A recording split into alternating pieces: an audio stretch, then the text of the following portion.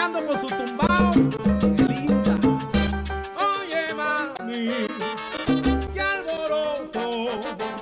Oye, mami. Hello, here we are with Camille Tango from California, from the warm part of the US, and we are here in Lithuania at the third Bachata Festival. How are you doing? I'm doing amazing. Yeah. And you? Good, good, good. All sweaty. We just came out from a crazy class from Cuenda, Cape Verdean dance, right? Yes, it was amazing. The people, the energy, and everyone's super excited. I think they're going to have a lot of energy for us of the day. And yeah, we have another class of Cuenda later, so yeah, I'm excited. So tell us a little bit about yourself, how you got started dancing, and what is your background? Well, I first started dancing as a gymnast. I guess it's like dancing because you get to do floor routines and it's really fun when I was really young. But then I really moved out of it, and then I decided in high school that I wanted to try a new dance. And I was on a Tall Flags. I was with the band, and which was really cool because my last year in high school I decided I would try everything. So I joined like 5 groups and debate clubs and dance groups. Oh, wow. And I learned to dance with a big flagpole and march with the band, which was pretty amazing. And we did competitions. But really my first partnering dance was when I did Lindy Hop. Lindy Hop? Yeah. Oh, wow. In Santa Barbara. I thought it was tango, but it's Lindy Hop. It's Lindy Hop. That's cool, though. That's cool. So you tried it all. Yeah, I like a bunch of different things. Lindy Hop was my first dance, and so like now I realize how much it helped me, because a lot of the tricks that I started doing in salsa dancing and everything else came from Lindy Hop, which is amazing. But it wasn't really until after I came back from the military. I was stationed in Guantanamo Bay, and it was pretty cool. I was like really thinking I want to dance. I have to do something besides running all the time, running marathons. So you were in the military also? Yeah, 4.5 years. 4.5 years, wow. So that's why she's so strong. Yeah, it helped me with my dancing too. Cool. So yeah, fitness was really good, and I thought I would like to do something music, fitness, you know, and be inspired. So I found a great ballroom studio, and they taught me everything that I didn't even know existed. That's cool. And this is all in San Diego? Yeah, it's all in San Diego. So I stayed with the ballroom studio for a bit and did some training with them as an amateur. And one of my first teachers, he's like, yeah, I own a dance studio in 2 years. And I said, okay, that's nice. So you started there?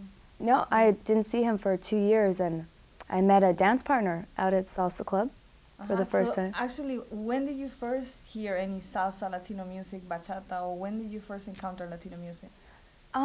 Well, because in my family I heard it a lot, but mostly because my family's Puerto Rican, but we lived in California, and it's mostly where Mexico is, so I heard actually more Mexican music in my house, banda, ranchero, like kind of style music, and I always would laugh at my mom dancing cumbia, and not realizing that one day I would be dancing this. So she's probably proud of you now. Yeah, I was surprised. I danced with my mom, I let her, and I was like, wow, she knows how to do these moves. That's cool. Yeah. So it's always been in your life, basically, all the Latino music, because of your background and your parents.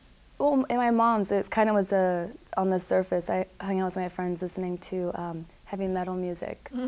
So I wasn't much of the Latina until after I found salsa, like in 2002 is when I found I went to a club, and yeah, I stayed with it. I met my first dance partner and been dancing with him for 10 years. Oh, wow. Yeah. And you are very known for the bachata tango, right? Yes. So how did that get started? How did you mix bachata with tango? When did that happen? Well, I went on this trip to Argentina with my friends in 2006, and it was 3 girls, and first of all, it was the worst flight ever. My friend said I got the best deal for $600, 30-hour flight. Oh my God. 8 hours sleeping in Mexico City in the airport. But it was worth it because it brought me to where I'm at now. And it's really unique because the way that you design your personality, your dance will come out. And for us, we all went out there with a different purpose. We're all best friends. One went out there to see the 7 wonders of the world. So she went out to Brazil to see the falls, and One went out to explore the culture and the people for doing research, and I went out to dance tango and to learn. But I didn't get introduced to bachata really until I met Jorge Elizondo when he was invited to my studio by our owner. And he came to the studio and I said, oh, I will show you around San Diego. And he liked that, and the next day he invited me to go tour the world. I said, yes. And I said, that was a good idea. But really before that, it was really everyone in San Diego wasn't experiencing bachata. It was played one song or two songs a night. Yeah. And I was really focusing on dancing more tango because I had a dance company in San Diego, Positive Energy dance company. Do you still have it? Yeah, my dance partner that still lives there, he runs it. And so when I go back home, I always have a show to do, which is really nice. But it's a fusion-based company, and it was based off salsa at first.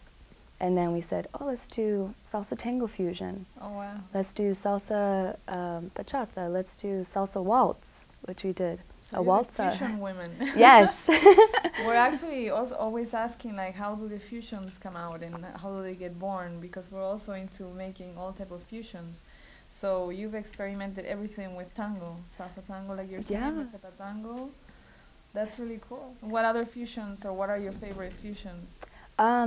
We did, what was that? I think the best one is when we did a salsa samba one. Salsa samba. Yeah, we had these Brazilian singers. They came out, they sang the live music for LA Congress. We had over, I think, 22 dancers on the floor. Oh, wow. And it was really amazing. And it was made into a music video. And yeah, from there it really, we entered into kind of the pop world of doing touring with 2 international singers. Oh, nice. And doing choreography for their shows. They're up-and-coming pop stars, and that was fun. That's good. Yeah. Nice. So, but what is your favorite dance? Tango. Tango. Yeah. But yeah, to answer your question about bach tango, I had a dance partner that I met in Argentina, and he was from Canada but Serbian, which was a strange mix. Yeah. And he was a tango teacher. Just picked the right dancer, and we relocated him from Canada to come to us. So he joined the company, Positive Energy, and Jorge said, oh, you know, bachata tango is really big in Italy. And he's like, you're a tango dancer. Yeah. So we got together and we said, yeah, let's do this. Let's make bachata tango. It was the first edition, bachata tango. 2 dances, 1 song. But then I said, after 2 years of really like working with it and teaching it, I said, this is not right. I want to do bachata tango, like a true fusion of where the base is still bachata dance, and techniques or embellishments, and really the elements of tango are given there. Since I'm a tango teacher, it makes sense to put that part in there. So it was something that evolved. Like you first had them like a little bit separate, and then they start mixing and mixing more. Yeah, I saw, wow, they really work much better than salsa tango, which just seemed like really trying to fit 2 different worlds.